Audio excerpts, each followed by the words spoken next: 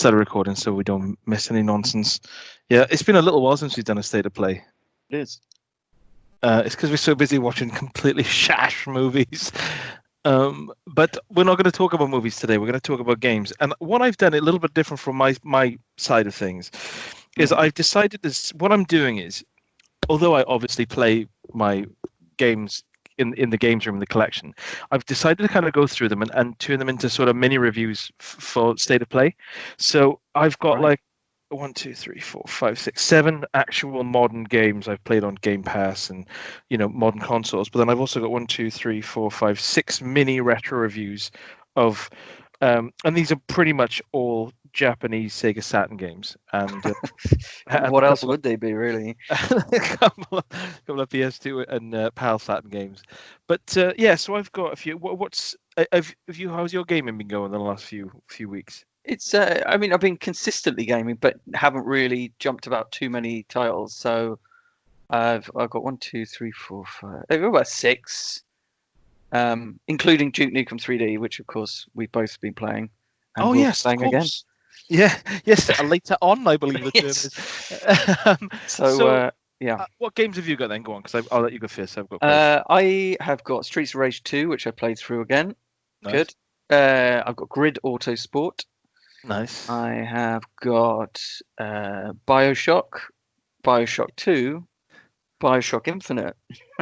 And yeah, I did spot that you've been playing those. I've got Crosscode on the PS4, Mario Kart 8 on Switch, which is an unusual one for me, which I'm looking forward to talking about. Memories of Celceta, which is a 2012 Vita release, recently re-released on PS4. Antstream Arcade, so that's kind of an actual arcade website as opposed to a game. And then Strange Brigade in the PS4, Far Cry 5 on Xbox, and Sea of Thieves on Xbox.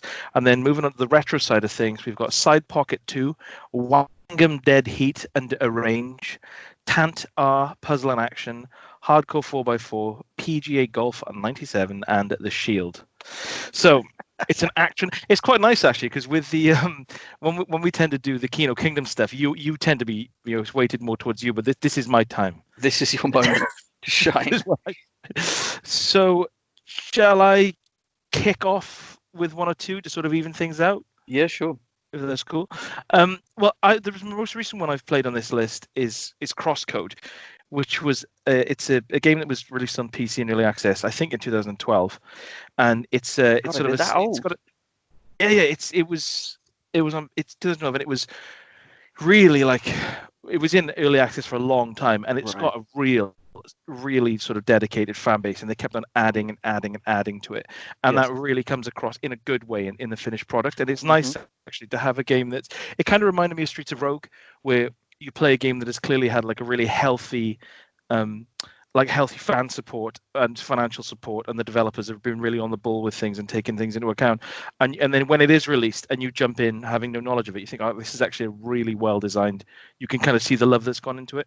Yes. So I've played this for maybe an hour or so. Oh, okay. On Game Pass, but I stopped playing because I liked it so much. I was thinking I want to play this on Switch, so I've just been waiting for it to come out on Switch. Good. So, I love it so much. I want to play it on a different console. Yeah. So, well, I'm keen to hear what you felt about it. If it retains that quality of the first hour or so. Yeah. So the game is the setting is it's set in sort of a virtual MMORPG. So you play an avatar of a character called Leah, who she has no memory of existing outside of the game as a real person. So you're guided by someone called Sergei Asimov, subtle gag there, who kind of is a person in the real world dictating what you're supposed to be doing in this digital world. Because you're not only exploring the games world, this RPG, but you're also sort of trying to solve the mystery of why you have no memory and why you're so different from everyone else. So you play a character called a Spheromancer who has melee and ranged attacks, and it's presented in kind of a Secret of Mana way, like a top-down sort of 16-bit RPG. But this isn't one of those games where it's like, oh, this could have run on the original. This is a lost SNES classic or whatever. It clearly couldn't run like it does on the SNES. It's got this amazingly catchy music in all the sort of hub towns you go to, and it's sort of split into three parts. You've got the sort of hub town where you can speak to NPCs and get quests, and you also see other players, obviously not players because it's a single player game, but running around, which is quite a nice little touch, as if they're on their own little adventures. And then you have the in between sections where you can sort of go to the plains and the mountains and whilst there are the quests there, that's kind of the sort of slightly grindy part where you do your exploration, you find secret caves and stuff. And then there's the third part, which is the more sort of cerebral section of the game, which doesn't come in until about 6 or 7 hours in, and they're like the dungeons and the dungeon puzzles. I absolutely adored, because it's not like oh, the combat is so good and so like sort of balletic and flexible and tight, and you're like, this is awesome. And there's like an auto jump system, which is quite nice, where you kind of, when you get to a ledge you can climb or leap off, you just automatically do it. So it takes away that kind of, you're just in those games where you're not sure where you can go, so you just end up jumping at everything, seeing if you can get up it. So that's which is nice.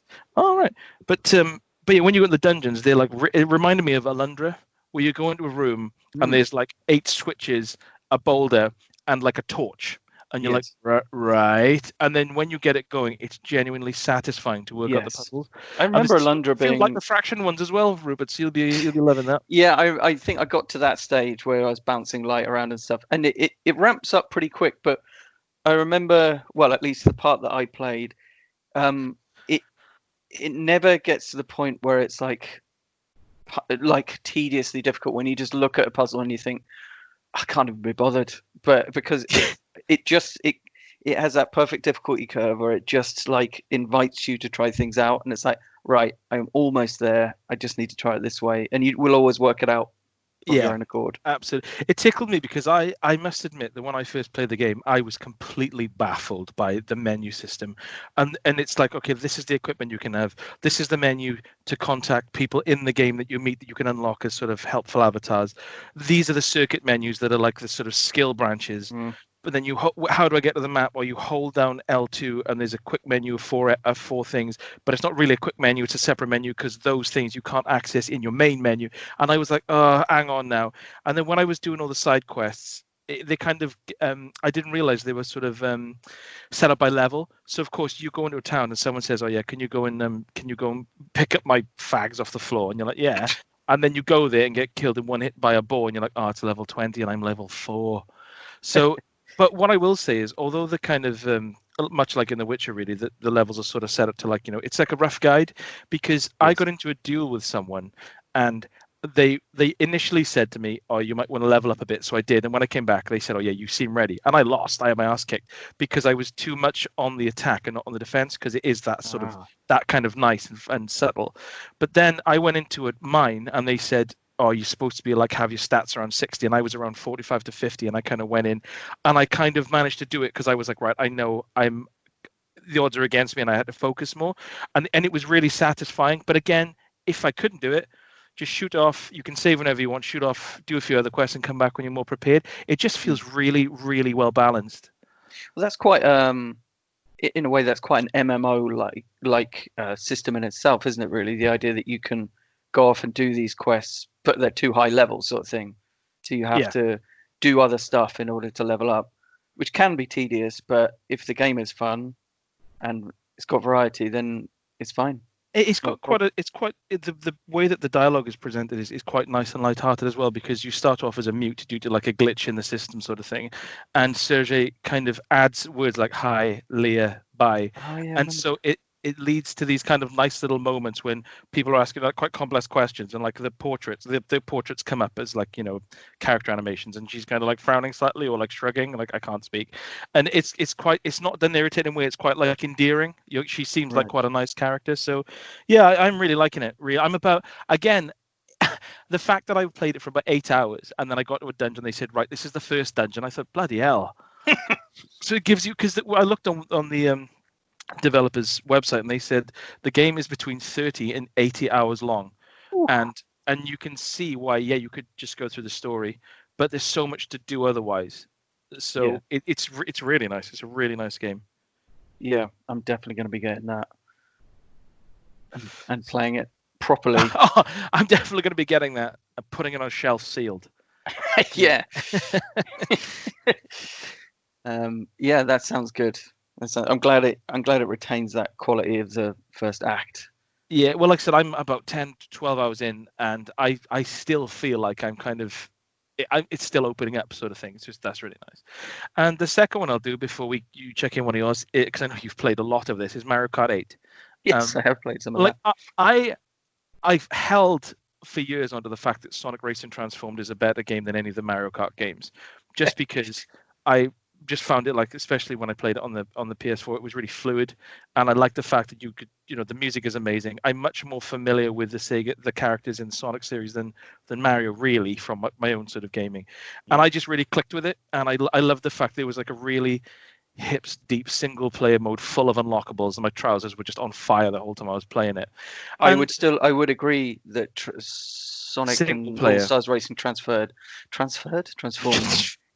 is a better single player experience overall. I think it's just they all are, actually, because there's a new one, wasn't there? Sega All Stars Racing or something. I will play it or something. The new one, yeah, and again, yeah, the single player, because it has different challenges and stuff like that, like drift challenges and stuff. So it's a bit more involving as a single player experience. Anyway, Mario Kart 8, yes. I've just touched a box with my foot, and I don't know if you can hear that. It's set off one of Faye's LCD games. I don't know if you can hear that bleeping in the background, really irritating. That's not going to stop now. So back to that. Yeah, so Mario Kart 8. Well, basically what happened was Faye's, because we haven't seen Faye's friends for a while, they said, "Oh, do you want to play a game online? We're big fans of Mario Kart 8." And then when I went on to her friend's kind of Switch profile and saw they'd played it for over like 250 hours, I thought, yeah, you are fans of Mario Kart 8, I can see. So, of course, I said to Faye, I kind of know the gist. I really liked when you open the box to Mario Kart 8, and I've got it here actually next to me, is you open it up and it's just got the instructions on there in 4 panels. I love that. I love that they've completely stripped down the simplicity to that level after like 8 iterations of the game. I said to Faye, look, we'll play it for a few days, because you're unlocking parts of the cars. Yeah. Any game you can unlock stuff is amazing as far as I'm concerned. So instant 10 out of 10. So I was playing it with Faye, and we were like, and Faye's never really played a Mario Kart game, and of course it's so simple, you pick it up, that it's instantly kind of fun. And when we played online, and although we kind of tended to lose a lot of the time to her friends because they played it so much, it was very rarely they just shot off into the distance, and that was it. And again, a key word is the balance, and I don't think I've ever played a game as well balanced as that. It constantly, so clever, isn't it? Yeah. It really keeps you involved. Like, there were times when I was more of a skill level to Faye than to her friends by like a long shot, but then even just the battle between me and Faye, one of us would edge in front of her friends, and they would be really tense. And it never felt like, oh, we're just at the back and they're miles ahead. There's like, you kind of think that there's no point really in us playing. Yes. So I would say Mario Kart, that game and playing it online has completely changed my perception of it, and I can see how much of a good multiplayer game it is. Oh yeah, it's so fun, and like the tracks are so beautiful. It's astonishing to look at when it's just so colourful, and the track designs are so cool. I take it you've unlocked all of the tracks by now? I don't know, because we've played it in total for like 3 hours. Right. I don't know. We tend to be unlocking more car parts with coins than anything else. I don't understand how you unlock tracks. I thought actually maybe all the tracks are unlocked in the deluxe version, because on the Wii U I think you have to. Oh yeah, because on this one, there's like loads of special cups that are just already there. So yes, that makes sense. So have you done the Big Blue, the huge like downwards flume thing, which is based on F-Zero? I don't think so. When you said that, I thought I did one that was like almost like a 1080 snowboarding thing through slaloms, but that's cool. Yeah. But I think it's called the Big Blue, but the music in that is just unbelievable. It's so good, and it's obviously a full like proper band as well. I think there's even a video on YouTube where you can see the band playing it in the studio and just doing it all live. It's just amazing. Loads of slap bass, everything. I'm gonna watch that. When you boot up the game, the frantic upscaled slap bass, I thought, good, I'm here, I'm ready. It's like so Tapman's fingers are moving. So yeah, I was like, I am a convert. I mean, I've always never minded playing Mario Kart, but I can. Again, it's kind of like the newest iteration is the best. So and that still holds true, really. I don't know why. I mean, I get that people would have fonder memories perhaps of Mario Karts they played in the past, but I don't know. I've gone back to stuff like Double Dash is the one I probably played more than anything, because I played that when I was living with other people. We'd just have 4-player split screen, and it was good, but you just play Mario Kart 8 and it's like, well, they got most of the best tracks that you want. The racing's more fluid. It's 60 FPS. It looks prettier, 1080p or whatever. So racing games on 60 FPS. Wow. Yes. Yeah. so yeah, I know we've got a lot to go through, so I won't dwell on too much. But yeah, Mario Kart 8 is, and this is a bolt out of the blue for everyone. It's a good game. We just stop being so controversial on this show, really, don't we? All right. Well, we can probably quite quickly chat about Streets of Rage 2. I think you probably played this before, Britt. I'm familiar with it, yes. Yeah. And I don't know why I fancy playing it again, really. But yeah, I did. I think probably because I've been playing Streets of Rage 4 recently. Yeah. And yeah, you replay it and you see how they really nailed the balance between the kind of simplicity of the first game and that chaos, frankly, of the third game. Yeah. Possibly best represented by the music, which is amazing. Really, really good. Like MIDI techno. Love it. But yeah. So well, I don't suppose anyone's not familiar with Streets of Rage, but it's an isometric scrolling brawler with very simple controls, really. And yeah, and you just and I think I probably finished it in maybe 45 minutes, an hour. It's pretty short, and it weirdly, what a feeling I got from it was it makes you realize just how good Streets of Rage 4 is, because I know from the developers' diaries that they basically their whole foundation for Streets of Rage 4 was going back to Streets of Rage 2, because they knew that was the one that people always loved. That was the most popular one. That's the one that fans went for. So they spent a lot of their early time getting the kind of the feel of the fighting right, down to the point where it would be like they would notice things about the fighting in the second game, like a slight pause after you do like a kind of finishing move on someone, like a kind of stopped frame, that sort of thing. And they would include that in Streets of Rage 4. And that's, of course, why Streets of Rage 4 feels so good. It's because it's based on the best Streets of Rage game. It's really easy. It's really easy to people who say that like, the first or the third ones are the best. It's really easy to explain why they aren't, because it's not. It's like the third one. The only thing they really took from the third one in the fourth one is the fact that when you do a special move, it doesn't take your health if you have that gauge filled up with stars. You can use those instead, which was clever. But good. Like the first one was very rudimentary, and it was when you play it now, a lot of enemies circling you, hanging around off screen, reused enemies in a lot of cases and stuff, as in bosses. I think the first one felt almost like it was still just slightly stuck in the 8-bit era. Yeah, like if you think about, well, it was released on the Master System as well, because if you think when you press your special move and you press A, and yes, it cuts to a cop car screeching up and firing like a rocket, but whilst that is a cool little animation, much like in Golden Axe where they did the same thing, where it stops the game and the dragon flies on, it completely breaks the flow of the combat. Yes. So in the second one, they've kind of done away with that. And then in the third one, the problem was not just the music, although it was adaptive music technology, which is clever, just not as enjoyable as the second one. The other problem is that they still had the problem of like enemies hanging around off screen, and it was much more staccato. Like you would come along, you'd reach like a dock, and then loads of enemies would pile on for minutes on end, and then you'd move along a bit, and then they would stop again. It didn't feel like you were moving through the level. It just felt like these roadblocks were coming up all the time. The pacing in the third one wasn't as good, was it? And the difficulty as well, frankly, was absurd in the third one. Like especially when you get to the mine level, the minecart, and it's just come on. I mean, like in the second one, you get some moments where you get kind of motorbikes coming along, and it is quite frantic. But there is a definite way of avoiding them, And there's never a time when you really feel that cheated by it.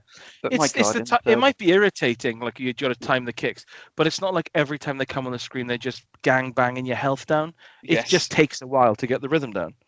Yeah. So the second one is the best. Well, until Streets of Rage 4 came out. But it's just so replayable. Streets of Rage 2. I'd happily go and play it again, and it's as much fun now as it was a quarter of a century ago. You know, can't be said about that many games actually. So many games date so badly, but there's like a handful. You know, maybe Streets of Rage 2 and Super Mario World, Tetris, I suppose. You know, a handful of absolute like mega classics, which are still just as playable now. Yeah, I put it to you that when the lockdown eases and you come over, or I come over yours, we will play through Streets of Rage again. Streets of Rage 4, sorry. I'm absolutely no problem with that. Yeah, we still haven't actually been able to sit down with people, have we? No, I'm playing it with Faye, and we're kind of waiting until I want 4 people to play. Like I want it, so I've been like holding off finishing it. Yeah. Good. Yeah. So Streets of Rage 2, excellent, and that was that. Yeah, love it. Another one I got sent to review actually from Games Freezer was the Mighty GF, was a game called Ys Memories of Celceta, and I finally settled on my pronunciation of this word because I didn't know if it was like I's, Y's, YS, but apparently it's Ys, and that's the one I've been saying most of all, so I'm going with that. So Ys Memories of Celceta. Just capital Y, small s, isn't it? Yeah. But apparently that's how it's pronounced. Yes, it is true, but it's a long-running JRPG from the late 80s.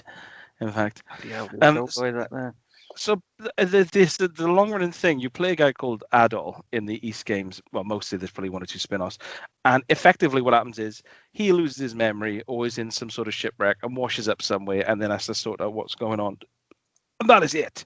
And the game is sort of the game's just sort of chapters of his life, sort of thing. I'm guessing that the actual dialogue isn't going to be quite as economical, as efficient as your description. No, people, and I'll say this clearly so it doesn't get lost, on the Bluetooth headset. They talk in these games. They open their mouths and words come out, and I have to press X to move past them.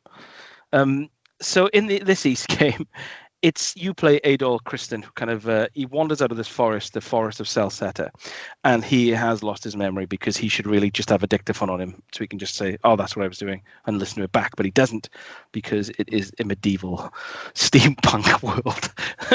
Okay. So yeah, steam-powered dictaphone. Bloody hell. Yeah, it probably still lasts longer than a Sega Game Gear.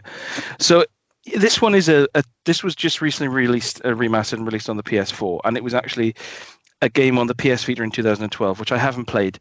I did play a couple of years ago. I was sent to review Ys Lacrimosa of Dana, which was the game after this, and that was on the Switch.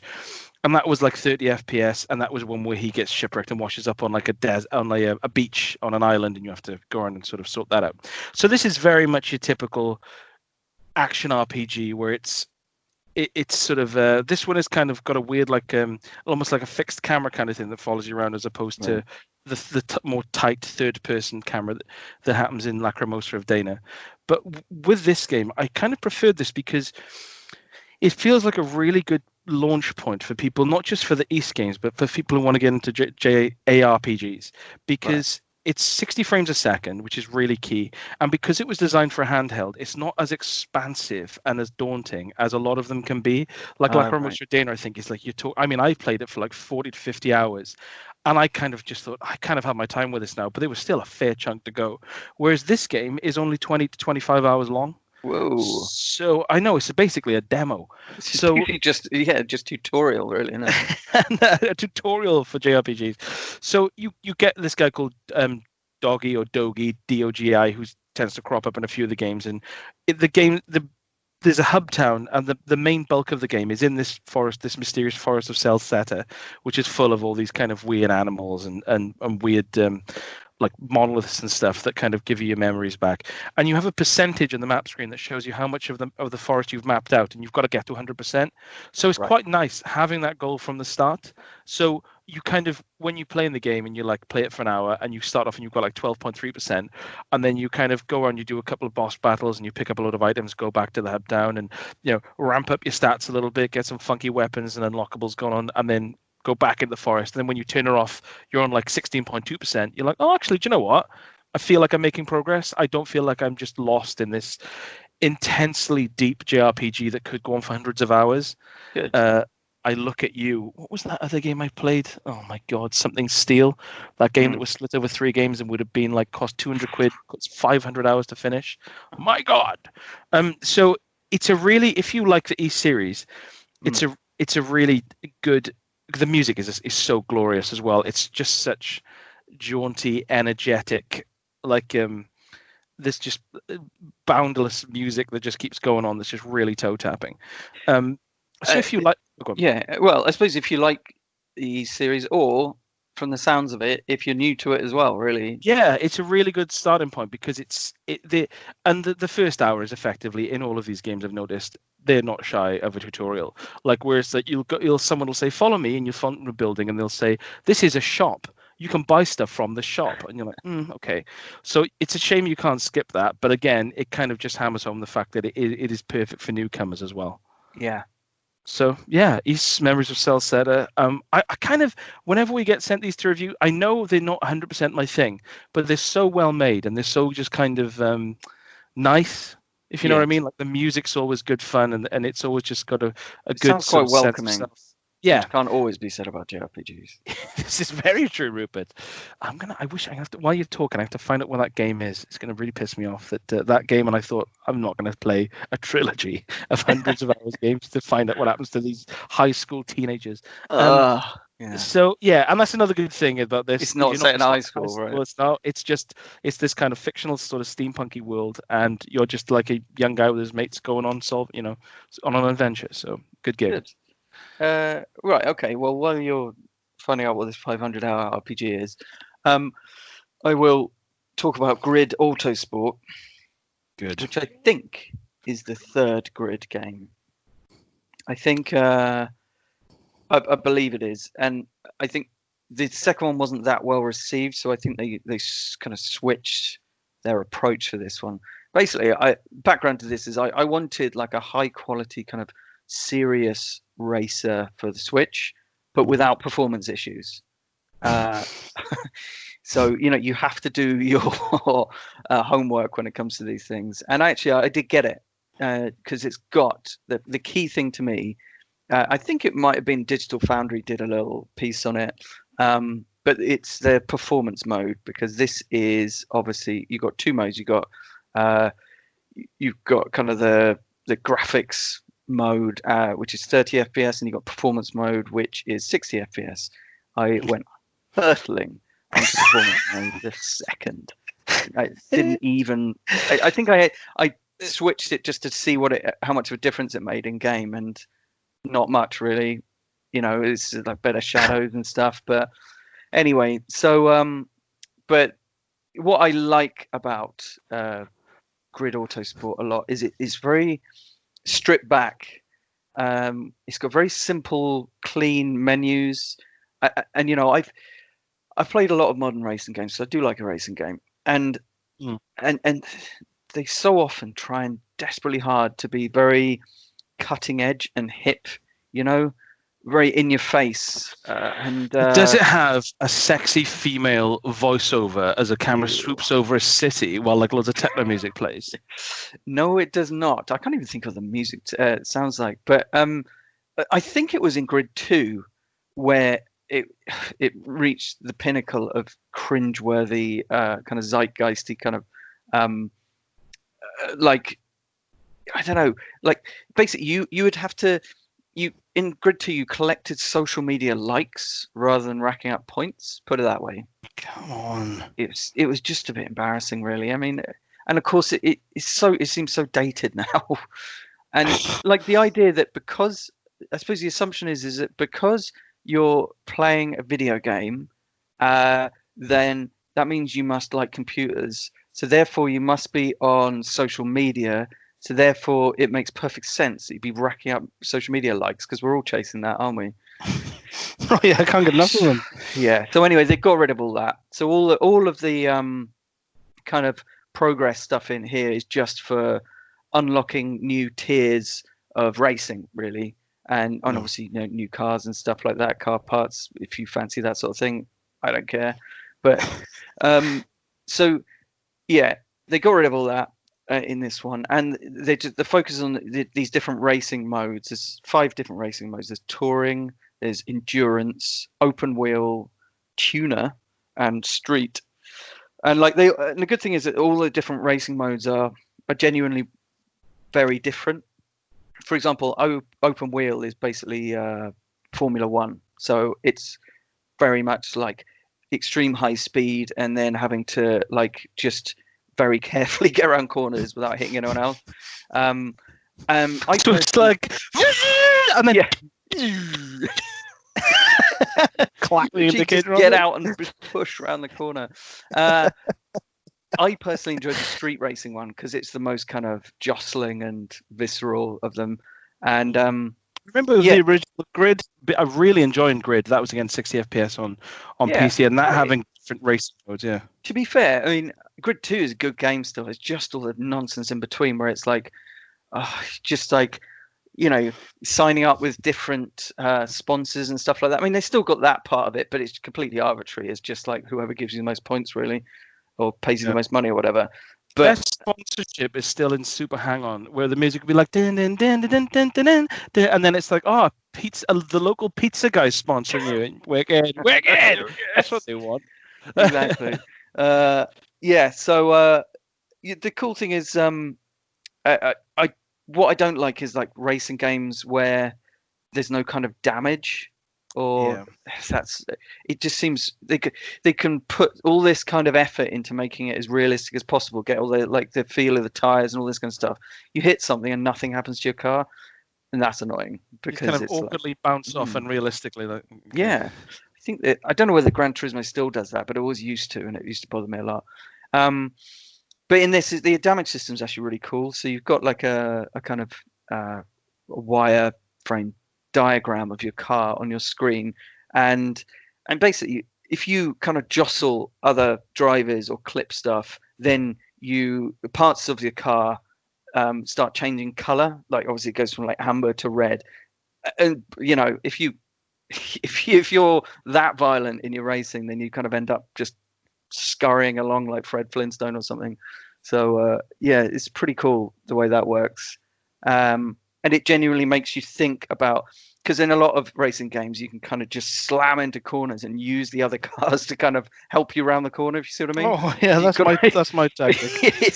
It is a key tactic of mine, but you've really got to think about that, because if you're doing an endurance race where it's all about, for example, endurance is all about lasting, I think it's only like 10 minutes, but of course, if you're doing lap after lap and you just keep on bashing into cars, you're just not going to make it, sort of thing.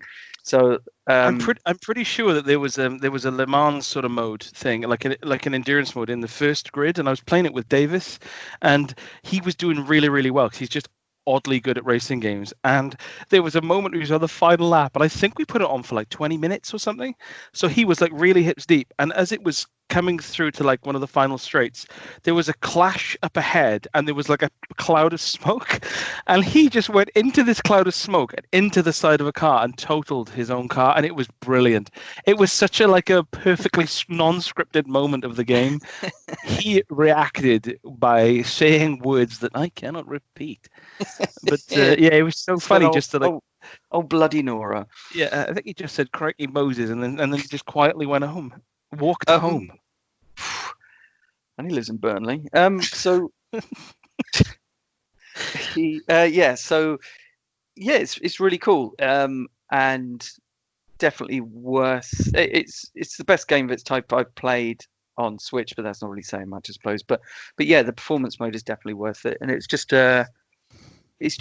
really, really playable. And there's something quite because it's like in these serious races, you can, once you're going to get to a certain level of just not crashing on every corner, basically, there's a kind of almost like a zen space that you can go into in your mind where it's like it's just really relaxing. just going around these circuits, just shaving off seconds, taking corners with a bit of drift and that. And that's what I love about it. It's just very straightforward, no messing about, no irritating online elements. It's just a game. It's just a racing game that you play. So, I just want to throw in at this point that my favorite little gag to myself that I say whenever I see it is the Need for Speed Shift series. And whenever I see it in my collection, I always think Need for Speed Shift Your Ass, because obviously it's about driving fast. It comes in like a really cool like rubber tire track sort of folder as well, which is quite cool. Need for Speed Shift on the PS3. Yeah. Good game. Yeah, I think it is, but I got a feeling it's 30 FPS. And I know we aren't those sort of people who, push our glasses up our nose and really take an in-depth digital foundry look at stuff. But there's just something about racing games that they need to be smooth. Yes, it's particularly like certain games, it's not a requirement. But I just think racing games, it really is a requirement, especially when it's like, it's not about weapons and combat and stuff like that, but it's literally just about racing. Then we're talking about kind of micro changes on each lap and stuff, so you really, really need to have full control, and I really believe that you just don't have full control of 30 FPS. No, well, a couple of the games I'm just checking another one down. You just reminded me, like Assassin's Creed Odyssey is 30 FPS on the PS4, and that's fine. Like you can play a game, and it's totally acceptable. But when you play a racing game, like I have done in the past, on like across consoles, where you put on one that's 30 FPS, and then you put on one that's 60. Even on the Xbox 360, they used to happen a lot with games with different frame rates, and the difference is really staggering. And it, like you say, it really affects the fundamental gameplay. So it's 60 FPS all the way whenever possible, really. I think so. Yeah. So yeah, that was Grid Autosport. Definitely worth it. I'll talk quickly about Antstream Arcade, which is have you had any kind of? I installed it and very, very briefly gave it a go, and it seemed very slick, and it looked like it had some cool features on it, to be honest.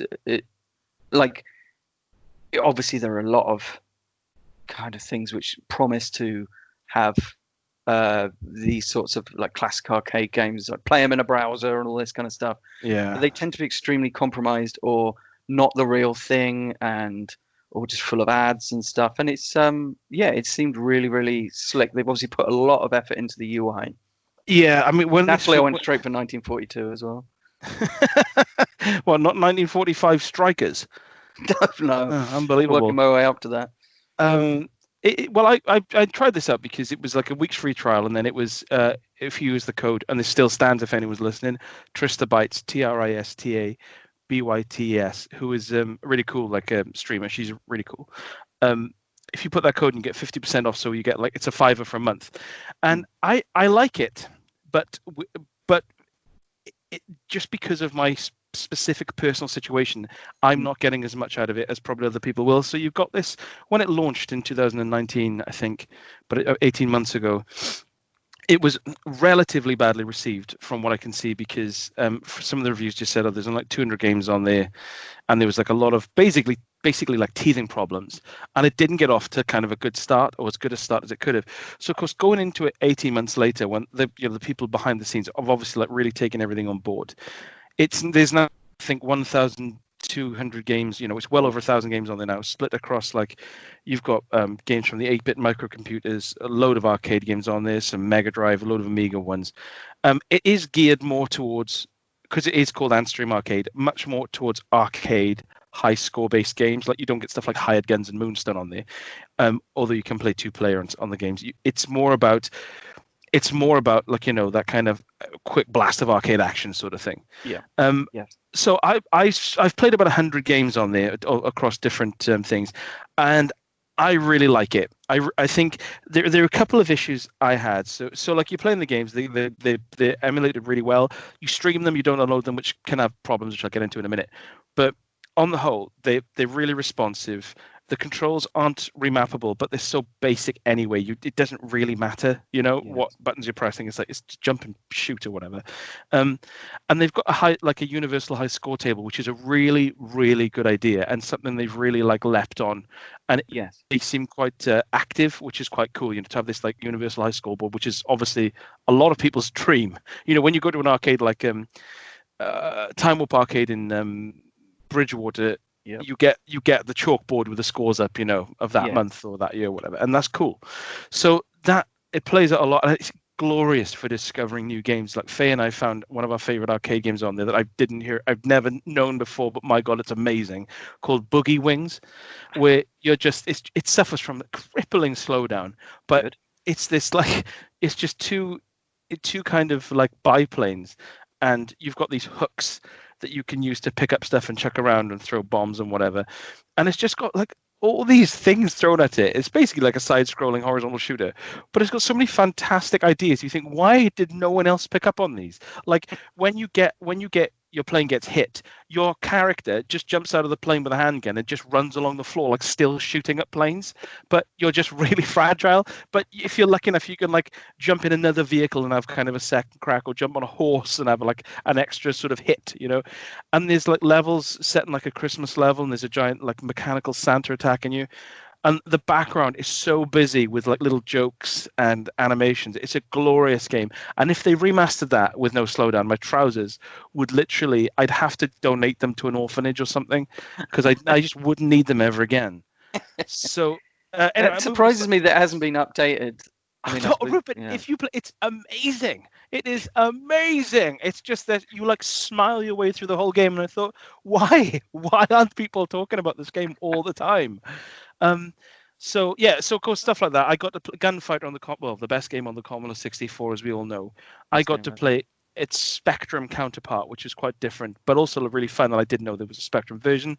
And of course, it goes back to those days, games being very different depending on what system they were released on. Yes. So I was loving it for that. But the problems I personally had were it's something to do with the streaming that the whenever you're playing a game, if it's for instance, something like Boogie Wings, which is a side-scrolling shoot 'em up or whatever, or brawler, you don't get much fade in, fade out apart from the start and the end of the level, so it's not really a problem. But when the screen blacks out and fades in, it's got this really ugly pixelation, and it must be something to do with the way the data's streamed, because it's not like that in the games. Right. And when you're playing something I'm just tossing out titles here, Curse of Sherwood on the Commodore 64, you kind of, where it's very much like a screen-to-screen puzzler, it happens every few seconds, and it's really off-putting. Yeah. This horrible pixelation, and then this thick pixelation that comes back, and you're I don't really like it. It's weird that it would happen periodically like that, because you'd think that if it was streaming, it's not like it. I suppose it may load individual screens, I guess.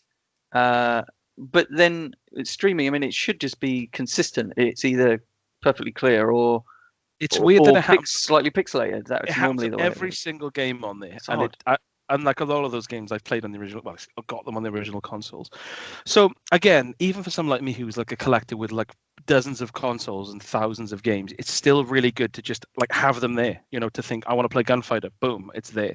Yes, I suppose the social features, the kind of high score tables, global high score tables, and that makes it feel like it reminds you that there are other people kind of out there doing exactly what you're doing. The same thing as you, and it's really good fun. And obviously, if they can get link up and stuff going, that'll be totally fine. But the problems I had with it were mainly that it's available on Android devices, or I think on iPhone and Linux and all that stuff. And I played it on a laptop. Yes. But I don't do much of my gaming. I do most of my gaming more comfortably on consoles. Yeah. So it's available for Xbox, but for the 2 months I've had my subscription for it, I've emailed Antstream about this, and they said, it's been taken off. It's been reclassified as an app instead of a game, and we don't know how long it's going to take. Hassle Xbox. I'm like, okay.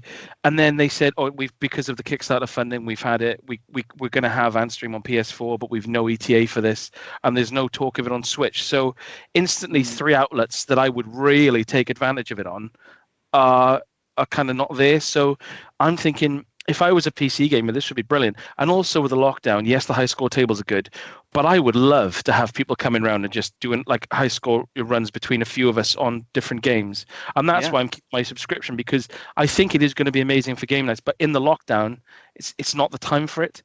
Yes. So they were my main issues, but it is something I think, and from from having a dodgy launch to what it is now, it is turning into like quite a nice little arcade behemoth with all these awesome games on there, and it's perfect for discovering stuff that may have slipped you by over the decades, which obviously thousands of games would have. Yeah, and certainly, and that's coming from you who does actually like consciously collect old games as well. So the fact that it's still appealing to you, whereas for most people who do not collect old games, then it's even more appealing in a way, isn't it? Because absolutely, yeah. Actually, this is like a real blast from the past. And I'm sure there are going to be detractors who will complain about the quality of the emulation and stuff. It's the same people when you put up a picture of yourself playing like Sonic 2, and you say, and then someone says, "I absolutely love this game. I'm playing it with my son. He's loving it. It's completely got him into Sonic. This is a special day." And someone says, "So you're not using the original CRT, and I bet you're probably using a composite cable apart from a component cable, and I can see that's a third-party controller there." And you're like, "Shut up, shut up." Like, let people enjoy things in different ways. So yeah, I'm not even going to respond to those people. So yeah, there are people who will be detractors, but that's fine. Well, and I suppose those people they're just going to be using MAME and stuff anyway, aren't they? Yeah, until they blow their brains out. Get their mother's basement ceiling all dirty. So yeah, I'll definitely. Antstream is looking like one. It does look like a keeper. I've got to say. Yes, definitely. And I know that it'll be, when people come around and it's like, oh, let's all play something like, and usually like it's like Jackbox or something. But there are so many games in there. It's like, oh no, actually, let's just check on Antstream. Yeah. Someone choose a game, and then we'll all just see who can get the best score. Exactly, and it doesn't matter what it is, because like no one's ever played a lot of the games on there. So it's like, just pick a game, see what you can get for a high score. Boom. Yeah. Whatever it is. Yeah. I did come second on SAS Combat Simulator, the Codemasters budget game from 1985. Don't worry about that. I wasn't going to mention anything, but you brought it up. I was worried about that actually, but I didn't want to mention it here, in public, in case you can third or fourth, frankly. So yeah, that's my Antstream Arcade. I've got 4 more modern games before I go on to my retro, which will be 10 minutes. So do you want to crack on? Because I've talked for a little while. Yeah, I can talk about Bioshock. Because I've been playing before, haven't you? I think mentioned it before. Because I've been playing the trilogy on Switch, and so I'm now well into the third game. So yeah, I played through the first 2 again. Like Bioshock is, like, full disclosure, it's probably my favorite game ever, and I don't think anyone would disagree that is kind of a stone cold classic, really. And it does have one of the great kind of twists in gaming stories, I think. And the twist itself, the "would you kindly" twist, is the kind of twist that makes perfect sense in a video game. That's why it's so good as a twist. Because of course in video games, like, freedom itself is an illusion, isn't it, really? Like, you can build an open world or give your player options of which path to take, but ultimately they are bound by the demands of the programmer, really. So it's a really cool, like, meta twist. So the Switch version is based on the remaster, and it runs in 30 FPS. 60 FPS would have been nice, but it's full at 30, so I'm all right with that. And it's not, especially the first one, isn't the most frenetic FPS anyway. And it's not really about headshots and stuff, so it's perfectly playable. Probably has gyro aiming, but I never use that because it's really annoying. So yeah, that's fine. Yeah, and I think as well, because the first game it's built on very tight level design. I mean, the levels are actually quite small, and they're very tightly designed, and because it's built on this tight level design, because it's built on concept, because it focuses so much on atmosphere, and almost like the kind of first-person shooter elements are almost secondary to those things. I feel that it is dating slower than its sequels. Okay. Because playing all these 3 games back to back, which is of course something I've never done before because I just played them as they came out, but playing them back to back, it's very clear and quite remarkable how the first game stands so far apart from the other ones in terms of its kind of tone and style and gameplay focus. In a way, I suppose it's a similar trajectory to something like Dead Space, where they become increasingly action oriented, if you see what I mean. Yeah, I remember the third Bioshock game being really well received, and neither of us really being enamored with it as like we were with the first one. No, and we'll come to that. But yeah, the first one still great, still really well written, still scary and intense. Still got a weird control scheme, but yeah. And it's the only one of them which feels like a survival horror game. So that's something. But I'll let you. I won't go on to Bioshock 2 and Bioshock Infinite, otherwise I'll monopolize our time. So I'll let you crack on with one of your modern ones if you want, and then we can return to the Bioshock. Okie dokie. So I'll move on to Strange Brigade, which is a game that my brother Transvaal very kindly bought for me. I'm so impressed that you managed to remember the made-up name you made for your brother each time.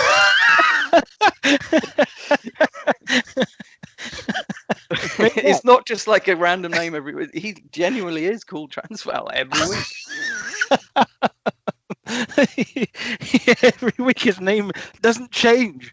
Yeah, and then my boss fired me from the passport office in the end because I couldn't quite get my head around that fact.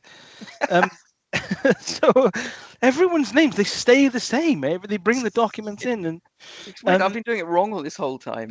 Anytime anyone's asked me my name, I have to think on my feet. I tell you what. Strange Brigade. Yes, so Transvaal bought it for me, and he said it's a game for us to play with my cousin Regan. Which is actually his real name. And I was like, cool, because Regan's been wanting us to play like a 3-player game for months, and I just keep forgetting. So got Strange Brigade, started playing it, and really liking it. It's one of those games, and I know it's very much a multiplayer game anyway, but it's one of those games that it's like I wouldn't play this single player, but it's really good fun, like multiplayer, just because. Again, it's not a funny, although the game presents itself as sort of with slightly comedic elements, in that it's kind of set in a what-ho sort of roaring 20s kind of loads of like adventurous sort of thing, with like a narrator who's kind of yes, the Strange Brigade, what-ho, and it's all well and good, but what's actually really funny is when one of you just throws a grenade at each other in the middle of attacking a load of mummies, and then saying, "I've just thrown a grenade at you guys." Like, that's funny because it's just that is pure emergent gameplay, though. Yeah. So the settings are kind of like Aztec temples and stuff, I guess. It's more Egypt. It starts off in like Aztec temple, Egyptian sort of stuff, and you fight your way through like a lot of very simple sort of light refraction and switch-based puzzles, and then you eventually get to like a boss, take him on, and then move to the next sort of section. And it's very repetitive gameplay, but it's very solid. Like the guns that you unlock, and there's only a small amount of everything because I think the game can be finished in like 12 hours. It's obviously designed for replay value.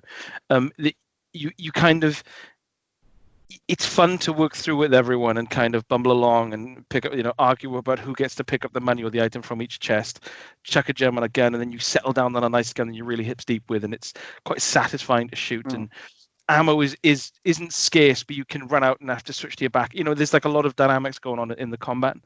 I really did like it. One of the things I will say though is I was playing it for a while, and I think one of the guys went to get a drink or whatever, and I just was in the pause menu, and I went into it's 30 FPS, and I just noticed that it said unlock frame rate, so I ticked the box, and it is clearly a better game.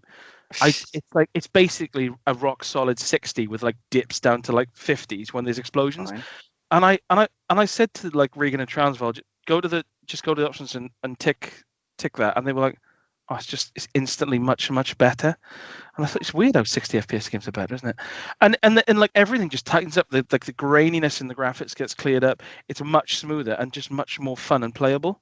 So if anyone is playing Strange Brigade, unlock the frame rate, please, in the option, because it just makes it better. And it was on console. I tell you, the Xbox, PS4. PS4, right? Okay. So yeah, it's a great kind of. I mean, I knew nothing about it when it came out. I remember seeing it on the shelves, and but yeah, it's a really fun. Yeah, I remember it coming out, and it didn't come out to much fanfare because I know that it's one of these like multiplayer focused games, and they tend to. I suppose people are quite quick to say whether it's succeeded or not, sort of thing. And I remember it just like kind of like disappearing a bit, but it always looked quite fun to me. So I hope it's got its audience now. When if I played through it with like my brother and stuff, and then if you say I've got it, do you want to crack through it again? I'd have no problem with it. It's because although saying that, I've actually got a game here that I've pulled out ready for when you come over next, because there's a game I've discovered in my PS2 collection that we need to play together. Strange Brigade is perfectly fine. I can imagine it didn't get very well received because although there's like a horde mode and an endless mode, the main campaign is like 12 hours. And for me, those 12 hours will be the sum of my time with the game, if you know what I mean. Because I'm not really an online gamer that will like pound at games for hundreds of hours and keep replaying over and over again. So maybe that didn't hold the appeal for a lot of people. But for me, picking, having it sent as a kind gift, I'm having a whale of a time with it. Yeah, 12 hours. It's fine. Yeah, 8 to 12 hours of entertainment. Time. It's really. That sounds intriguing. Yeah. So I take it is it a full price game? It's not one of these free to play and then you sort of add stuff through paid elements. Well, I'll tell you what. While we're chatting, I'll quickly knock on eBay and just see how much it will be to buy, just to give an idea if people want to pick it up. Well, Strange Brigade, sealed and brand new on the Xbox One, is £7, and it's like you can pick it up for well under a tenner on the PS4. So that's good. And to be honest, with a lot of these online games, they lose their value very quickly, don't they? Because people tend to move on to the next thing. I think it's good as well. Like the next 1-2 games I've played with Transvaal again. It just games one of them I actively didn't play single player, but they're transformed and it's just like lockdown online multiplayer. It's just broaden your horizons a little bit, pick up these funky games and get involved, like I did. And proof again, like you mentioned that you probably wouldn't play through it single player, but it proves that regardless, even if it's a kind of a flawed game in itself, as soon as you add other players to it, State of Decay and stuff like that. As soon as you add other players to it, it makes it infinitely more fun. As soon as you add that element of unpredictability and emergence, then it becomes instantly really much more fun. And of course, with that as well, with games like this where there are the occasional light refraction puzzles and switch-based puzzles, my cousin is hips deep into that, and I'm more into the action side of it. So you've got that element of like, he's like, oh, I'll do this quickly. You go in your menus for a bit, sort your guns out. And you're like, oh, wicked, okay. So you go and do what you love to do. You love menus, don't you? Yeah, you get in there, you get stuck in.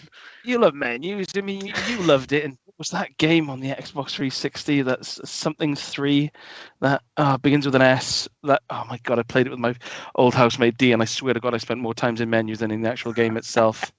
They did like a spin-off version of it. It was like a 2D action game. Right. Come on. Not Salt and Sanctuary. No, come on. Although, let's face it, the menus in Salt and Sanctuary are baffling. Absolutely baffling. But we couldn't even get multiplayer going from. Well, to be fair, Salt and Sanctuary multiplayer is ludicrous. Like the co-op mode in that is ludicrously, needlessly elusive because you have to get a certain like artifact, don't you? Yeah, and then place it on some plinth somewhere. It's like this is why we have menus. So you can select it in the menu. Even this, my brother and my cousin again played Salt and Sanctuary through to the end, and Transvaal said, "Oh yeah, you play this game, and this is when you get it going, it's actually you just need these like statues to bring in the second play." But he said the thing is, you both playing it, and then it gets to the end, and we were playing remotely, so like we both paid for the game. But when it gets to the end, the game just says only one of you can proceed. So he said, well, it's like my cousin's like, okay, I'll do it. And then he was just like, my brother was looking at a blank screen. And then my cousin was just describing the ending sequence over okay, I'm flying into the sky. Okay, this That's is just what's cruel. to me. It's like, what? That's crap. I'm flying in the sky. It's the most beautiful sight I've ever seen. Weeping, and then just a gunshot, like the end of Martyrs or something. So yeah, it's Strange Brigade is a good game, Right. Okay. But not one for solo play. No. Is there no. even a single player mode? Has it got bots or anything? I think you can. I think you can Yeah. go through it single player, but it would be very generic. And again, that's not a flaw, because I always remember the same things you said then about when you add a second player. Yep. I remember people saying if a game isn't good in multiplayer, it's not a good game. It's your friends that are making it good, and that isn't true. That No. simply is because some games are multiplayers. Like what you're saying, that something like Mario Kart isn't a good game because I might not enjoy it in single player, but then when I play it just means it's a multiplayer game. And it reminds me of something Dave Grohl said about music, where he said that if you can't play a song on an acoustic guitar and you need a full band, it's not really a good song. And I thought, that's not true, because that completely, for a start, dismisses all electronic music. Yeah. And Dave, I've listened to your album, so I'd shut your mouth if I were you. So, yeah, it's not true. It sounds impressive when people make these wild statements, but then you just think about it for more than 3 seconds, you realize it's just nonsense. Oh. So, yes. Okay. So I'll move on to Bioshock 2, part 2 of... I love this like mini trilogy you slipped in.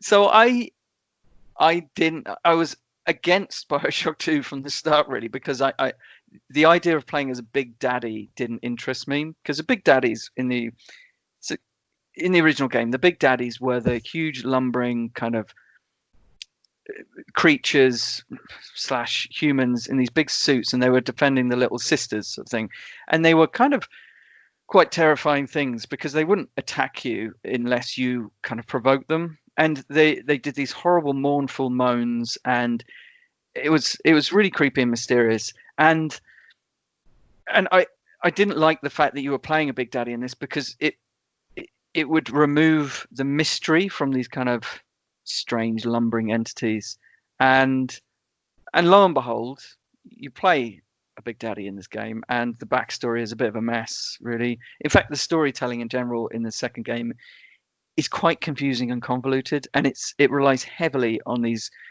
forced mini cutscenes, which actually caused my game to bug out occasionally. Okay. Good.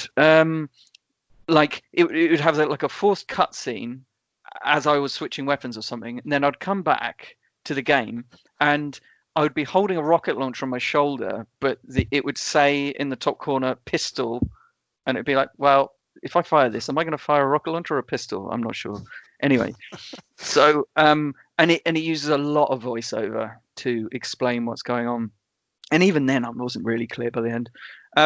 So instead of in this game, the bad guy, if you like, is someone called Sophia Lamb, and Lamb's kind of belief system is almost the opposite of Andrew Ryan's. So Lamb believes in the idea of collectivism, the idea of emphasizing the kind of group over the individual. Okay. So obviously that's quite different to Andrew Ryan, who had this very fierce concept of individualism. You know, I own the sweat on my brow and that kind of thing, based on the Ayn Rand thing, the philosopher. Of course, Andrew Ryan, Ayn Rand, yeah, it's pretty obvious. But yeah, anyway, but I felt that Andrew Ryan's motive, this individualist motive, actually melded better with the player character, because, of course, again, it's the isolated nature of the video game protagonist, if you like, the individual's actions. So it doesn't really quite dovetail as well when you talk about collectivism and stuff, because you're on your own, if you see what I mean. So it doesn't make quite as much sense.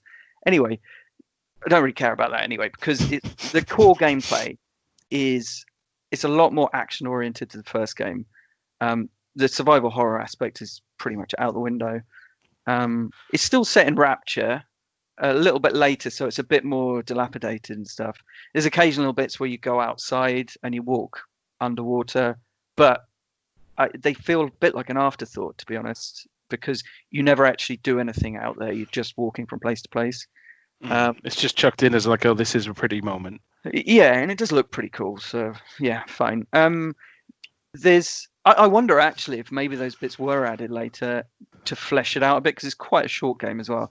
Anyway, there's yeah, so the whole survival horror thing is pretty much gone really. I mean, there's ammo and supplies everywhere. Like everything you look in has got ammo and supplies, and no real attempts at any kind of horror aspect. Now the focus on the action means, and we'll see this even more in Bioshock Infinite, but the focus on the action element means that the environments are a lot more expansive, and there's a lot more corridors and rooms, which also means that aspect of it means that the navigation is a bit trickier, but also more kind of repeated assets and slightly blander level design. So you have a lot of places which seem very much designed for running battles, sort of thing, sort of empty rooms, just clearly designed to be legging it from place to place. Yeah. So some of the new kind of elements they brought into it is you're obviously, because you're a big daddy, you get the opportunity to help out the little sisters occasionally.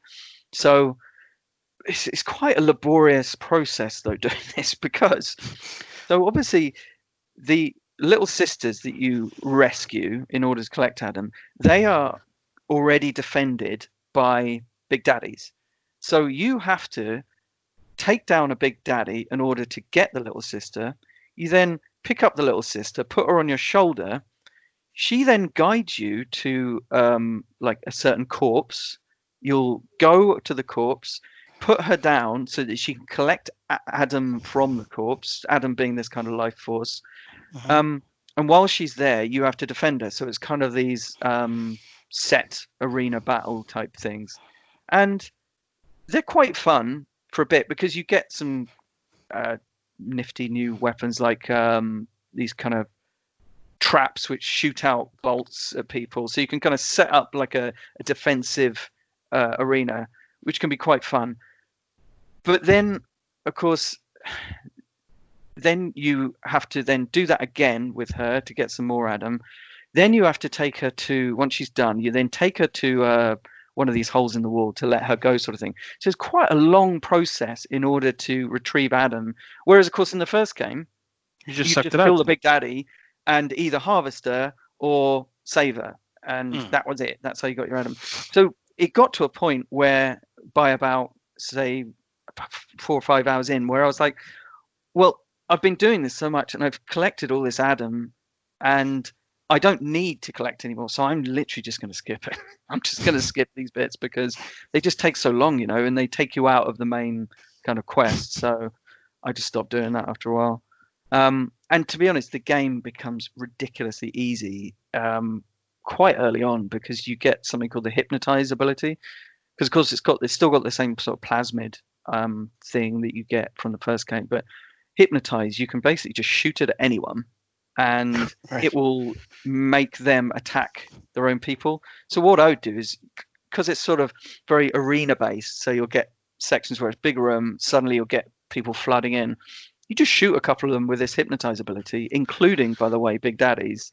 And they just all start kicking off, and I would just stand there and watch them all just fight it out. Just stand there drinking. All of it, seriously, like all of the major battles for the second half of the game, I was just shooting this hypnotize thing and just letting them fight it out, and then just pick off the last guy. It's so easy.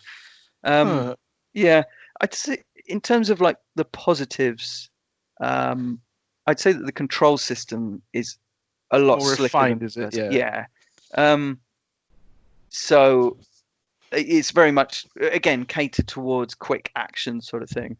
The Big Sisters, which is a new thing, they're quite cool. They're like a much more agile kind of robot thing.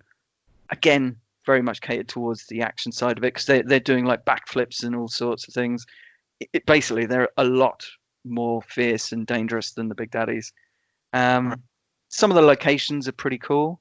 So did they kind of replace the slicers from the first game, because they were the ones that were agile and dangerous in the first game, when they... Well, you still got the splicers. So Splicers, yeah. So you got these different ones. You still got the ones who creepily like scuttle across the ceiling and throw stuff at you. Again, though, chuck a hypnotize at them and they're all yours. The big daddies themselves are a little bit like feeble, to be honest. Oh, they don't have. I remember in the first game, like when you first fight your first big daddy, and it literally stops you and says, "Right, this is gonna be really tough, so get ready for this." yeah.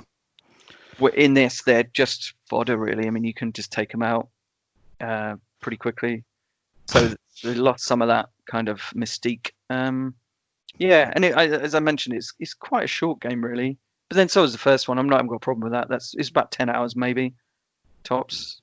But I don't have any particular inclination to go back. You're done with it now. I think so. There wasn't really anything. Yeah, it didn't have the same feel of this dilapidated, scary, deserted place. It felt more like, here's a cool place for lots of gunfights, which is fine because as an FPS, I mean, that's what it's for, I guess. But that is it, yeah. That is really all there is to it. And to be honest, although the gun players improved over the first game, it's improved much more in Bioshock Infinite. So really, you might as well just skip to Bioshock Infinite, because to explore Rapture, the first game, Rapture being the underwater city, to explore it, the first game does it better, and then the gunplay is better in Bioshock Infinite. So you might as well skip Bioshock 2. Really. Yeah, there's no need for the second game. Yeah, so that's that. It's not bad, Bioshock 2, but it's just, it doesn't feel, it just feels a bit surplus to requirements, really. I'll move on then. I've never played, sorry if I was a bit quiet then, I've never played Bioshock 2, so I didn't, I've got nothing to add, really.